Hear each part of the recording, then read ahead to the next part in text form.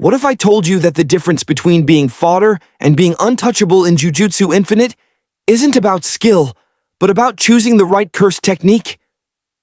In a game where one ability can let you erase opponents from existence, while another leaves you scrambling for survival, understanding which techniques reign supreme isn't just helpful, it's essential.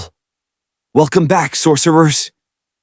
Today we're breaking down the 10 most devastating cursed techniques in Jujutsu Infinite, the techniques that separate the strong from the unstoppable.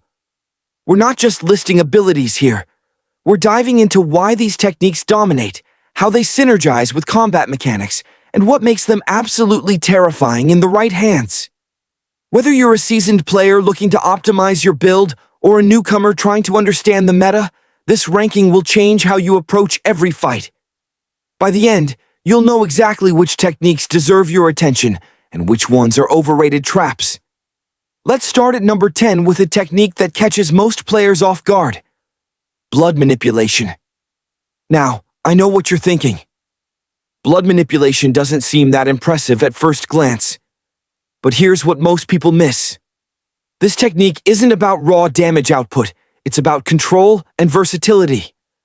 Blood manipulation gives you ranged pressure with piercing blood, defensive options with blood shield, and the ability to set up devastating combos that your opponent simply can't escape. The skill ceiling is enormous.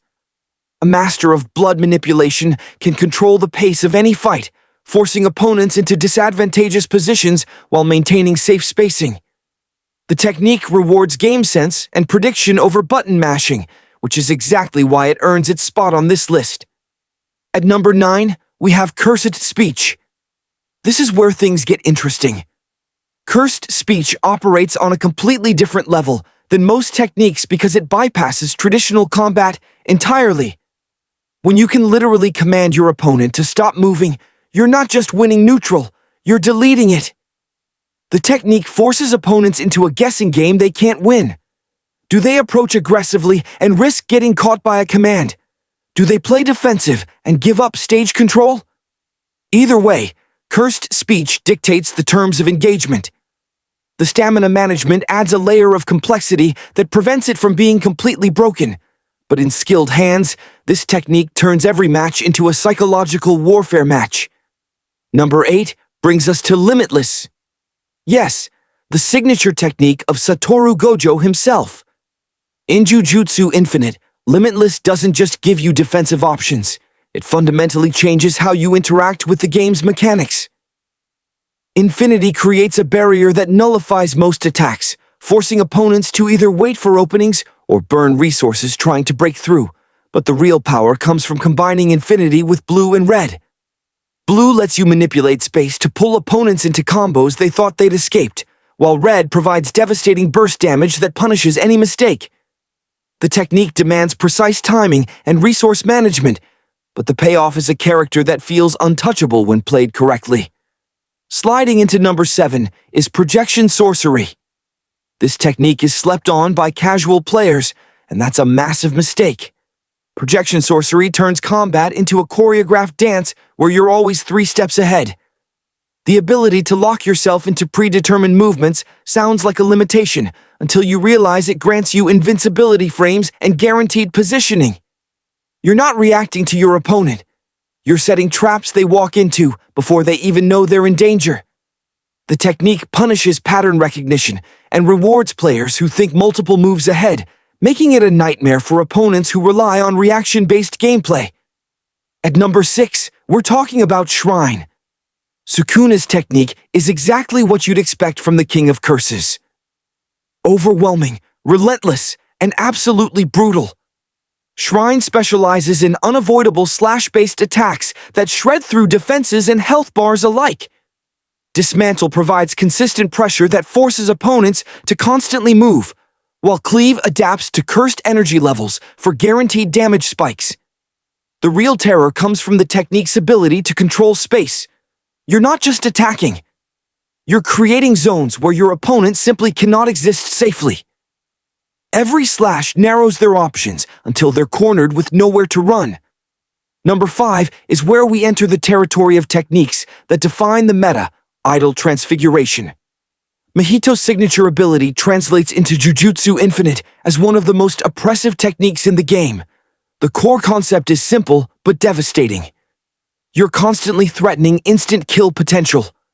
Opponents can't afford to get hit by your attacks because each successful touch builds toward a transformation that ends the match. This forces an incredibly defensive playstyle from your opponents, which you can exploit with faster moves and mix-ups. The psychological pressure alone makes idle transfiguration top tier, and that's before we even discuss the actual damage output and combo potential. Breaking into the top 4, we have 10 Shadows. This technique isn't just strong, it's versatile in ways that break conventional game balance. 10 Shadows gives you access to multiple Shikigami, each with distinct abilities and uses. Need ranged pressure? Divine Dogs. Want to control space? New provides aerial coverage. Require defensive options? The Toads have you covered.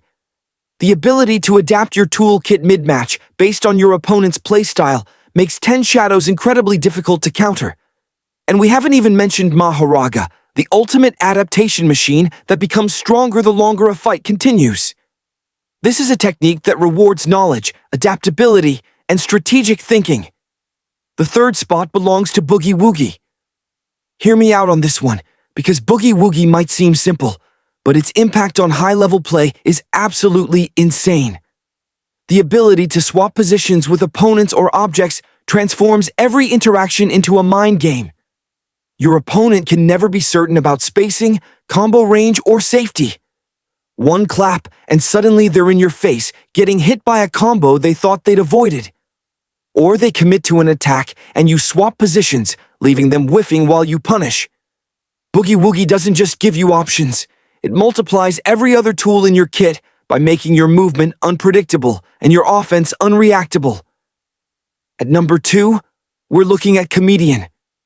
This might be controversial, but Takaba's technique represents something truly unique in Jujutsu Infinite. Reality manipulation based on perception. Comedian operates on the principle that if something is funny, it becomes real. In game terms, this translates to abilities that ignore traditional rules and create situations that shouldn't be possible. You're not playing by the same mechanics as your opponent, which gives you an inherent advantage.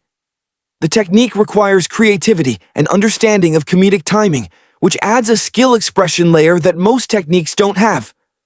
When piloted by someone who understands both comedy and game mechanics, Comedian becomes almost unbeatable. And finally, at number 1, the most broken cursed technique in Jujutsu Infinite, Unlimited Void. Gojo's domain expansion isn't just the strongest ability in the game. It represents the absolute peak of what cursed techniques can achieve. When Unlimited Void activates, you're not just dealing damage.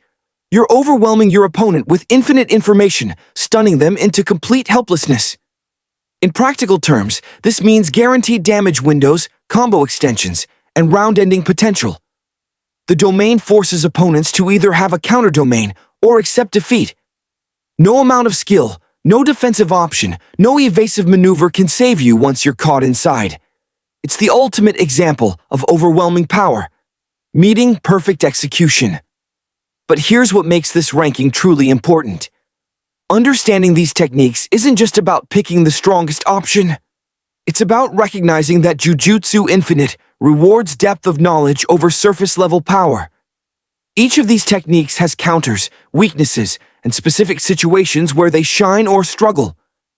The best players don't just pick top-tier techniques. They understand matchups, they know spacing, and they recognize when to switch strategies mid-fight. So which technique will you master?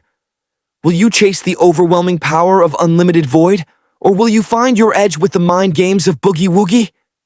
The choice defines not just your playstyle, but your entire approach to the game. Choose wisely, sorcerer. Your cursed technique isn't just a tool, it's an extension of who you are as a player.